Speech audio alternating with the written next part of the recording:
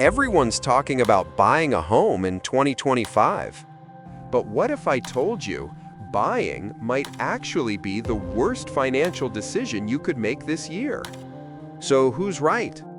In this video, we'll break down the real numbers, uncover the hidden truth about today's housing market, and help you decide what's smarter, renting or buying in 2025. Stick around till the end, because the final point might completely change how you see homeownership forever. Meet Sarah. She's 29, living in Austin, Texas. Like most of us, she's been dreaming about owning her own home. But when she sat down with her calculator, things didn't add up. The average home price in her city? Over $45,000. Mortgage rate? Around 7%. Monthly payment? Nearly $3,200. Meanwhile, she's renting a nice apartment for $1,900 a month. That's a $1,300 difference every single month, money she could invest instead. So she made a bold decision. She decided not to buy. Instead, she started investing that extra $1,300 every month into index funds. And here's where the story gets interesting. In 2025, the math tells a different story.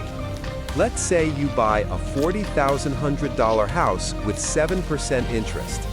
Over 30 years, you'll pay more than $18,100 total, double the price. Now imagine you rent for $800 and invest the rest. In just 10 years, you could have over $250,000 in investments if you stay consistent. Renting doesn't always mean losing money. Sometimes it's buying freedom. But here's the flip side. Owning a home isn't just about numbers. It's emotional. It's about stability. When you own, no one can raise your rent or kick you out. You can paint the walls, build a garden, raise a family. That's something renting can't always give you. And if you plan to stay in one place for the next 10+ years, buying might still make sense because equity builds wealth slowly but surely. Now let's talk about today's market. Interest rates remain high. Mortgage demand is low. Some experts predict a correction. Others say prices will stay flat. But the truth? The housing market in 2025 isn't crashing, it's transforming. Younger generations are choosing flexibility over ownership. Remote work has made location less important. And in cities like New York, London, Sydney, and Toronto, renting is becoming a long-term lifestyle, not just a temporary phase.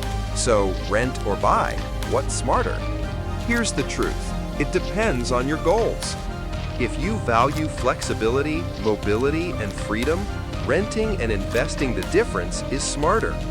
But if you want long-term stability and emotional ownership, buying is the move. The smartest people in 2025 aren't just buying or renting, they're calculating. They're running the numbers before making emotional choices. So before you decide to rent or buy in 2025, remember this. Don't follow the hype. Don't follow the fear. Follow the math. Because in today's housing market, knowledge is your biggest asset.